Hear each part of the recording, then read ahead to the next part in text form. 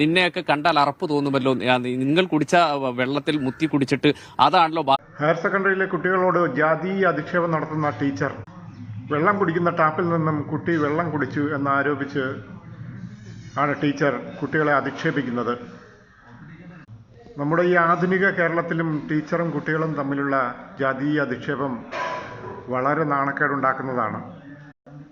അവസാനം ടീച്ചറിനെ ചീത്ത വിളിച്ചു എന്ന് പറഞ്ഞ പേരിൽ PTA കൂടി കുട്ടികളെ സസ്പെൻഡ് ചെയ്തു. അതിനുശേഷം ഓണപരീക്ഷ വന്ന് ഇത്രയുമായിട്ടും കുട്ടികളെ തിരിച്ചെടുക്കുന്ന ഒരു സാഹചര്യം ഉണ്ടാകുന്നില്ല.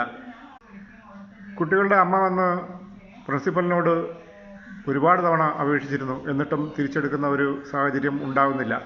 ഈ സ്ഥിതിക്ക് സർക്കാർ ഇടപെട്ടെങ്കിലും ഇത് കുട്ടികളുടെ പഠനത്തിനാവശ്യമായ കാര്യങ്ങൾ ചെയ്തു കൊടുക്കണം. എൻ്റെ ശിവൻകുട്ടി സാറേ, നിങ്ങളിതൊന്നും കേൾക്കുന്നില്ലേ, കാണുന്നില്ലേ?